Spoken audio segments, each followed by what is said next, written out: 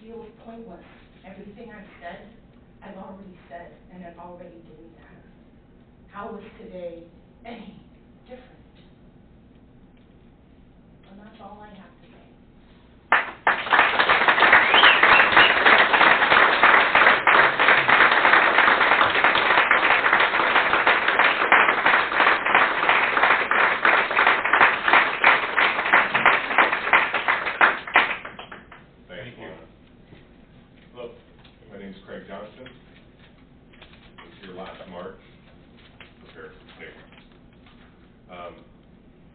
I'm supporting the union.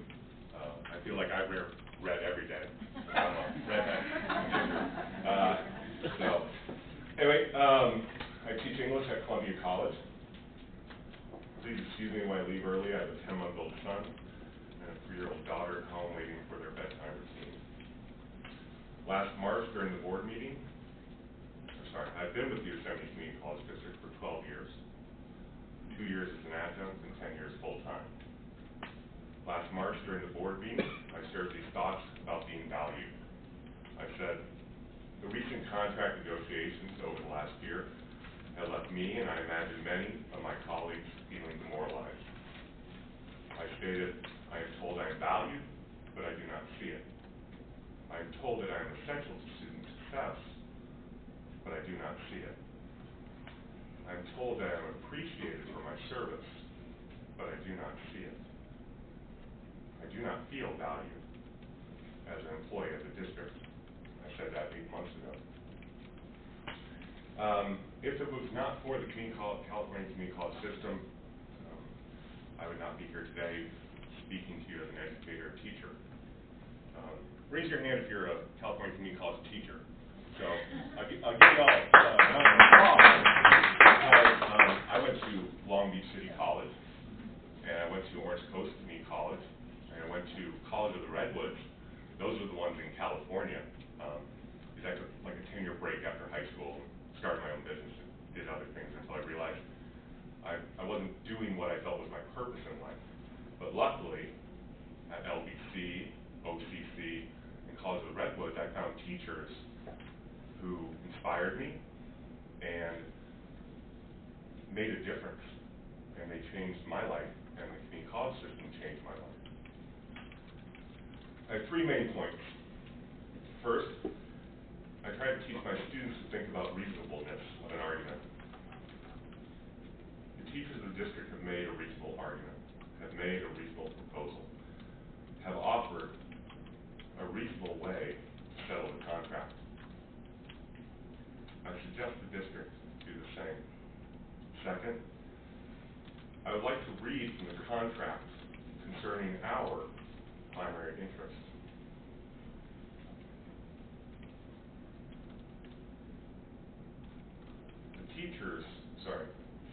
The primary interest of the Board of Trustees and the teachers of Yosemite Community College District laid out in the contract states, in all caps, primary interest, to maintain access and success for students without sacrificing quality, while treating staff fairly and equitably by increasing cost effectiveness and flexibility. Last sentence, we acknowledge the contributions of faculty and recognize the value of commensurate remuneration. Article 1, Agreement. 1.1. The articles and provisions contained herein constitute a bilateral and binding agreement by and between the Board of Trustees of the Yosemite Community College District and the Yosemite Faculty Association. This is our first article, our first agreement, our first handshake. We agreed. We agreed. Again, we, the teachers of Yosemite Community College District and the Board of Trustees, we agreed. Last, we are a community, and many of you are elected officials. Who elected you? Our alumni of Yosemite Community College District. our students, our staff, our teachers, our neighbors, our family members, the people here today. Please, I'll say it again, please, show leadership for our community. Because this community and the relationships that bind our community are fraying and near the point of breaking. Leadership is not a position, it is a practice. Again, leadership is not a position, it is a practice. Thank you.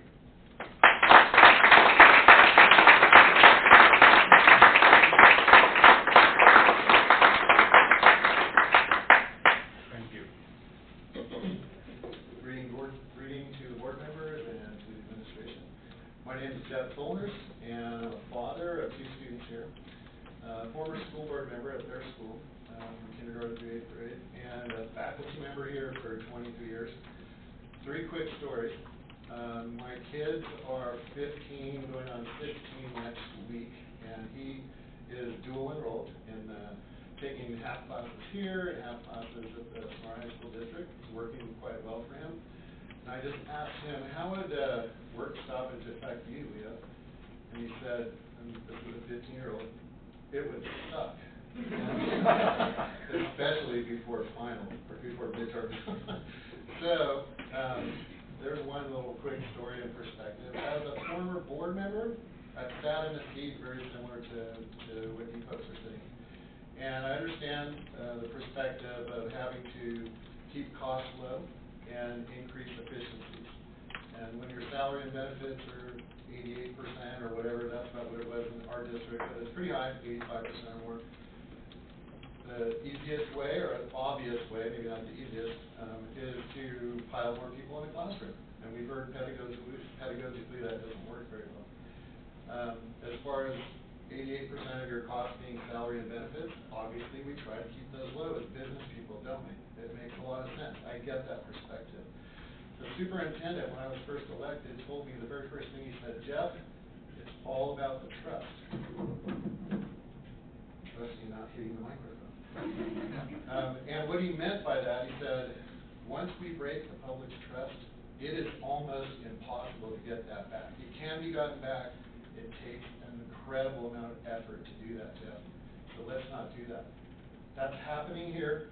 We're breaking the public's trust, and we need to stop that. We can take control over that from my perspective.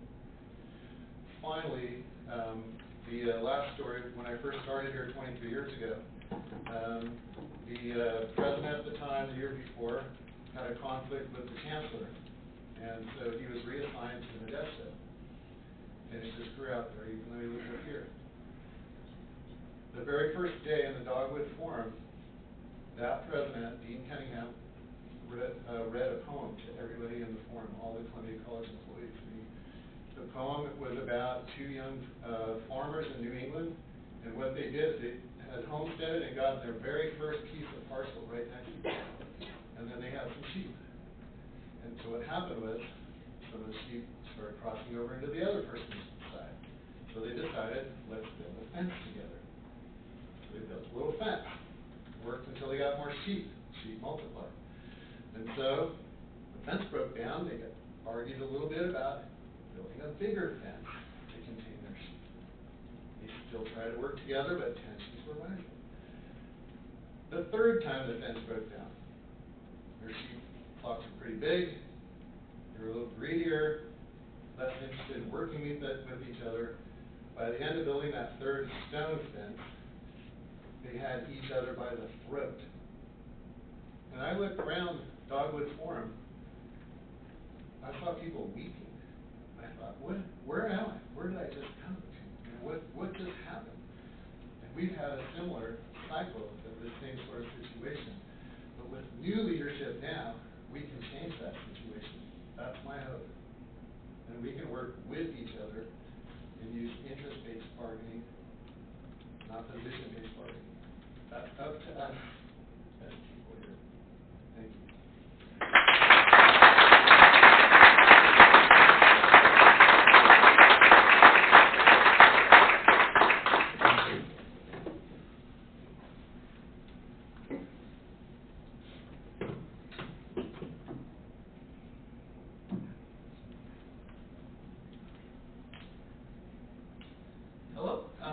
name is John Solomon. If you would like the confirmation of the spelling of my last name, it is on most of y'all's hate mail. So, I would like to thank everyone for the opportunity to speak here today. I'm a proud alum of Modesto Junior College class of 2015. After refusing to take education seriously in my high school, I reluctantly enrolled at MJC during the spring of 2013. My perspective on academia drastically took a turn for the better. I graduated in 2 years with 3 AA degrees, a near perfect GPA, a debate national championship, and a full ride to debate at Western Kentucky University. In the following 2 years, I would graduate with 2 bachelor's degrees, another national championship, 2 Fulbright Scholar Alternative Awards, and an admission offer to study at the London School of Economics. I currently am about to finish my MA. I co-own a nonprofit in Chicago, and as of 3 a.m. this morning, I have officially applied to the PhD program at Cambridge. At 23 years old, I find I've been mildly successful. While my journey in higher education has been positive to say the least, I credit my motivation and love for learning to the instructors in my years here at MJC. People like Jim Bakes, Kim Duran, and Liz McInnes, to name a few. These instructors, and many like them, embody the true characteristics of an educator. Despite my love for my junior college education, recent events involving the YCCD's conduct during contract negotiations have made me embarrassed to be an alumnus. The district has chosen to embrace the value of those who can do and those who can't teach.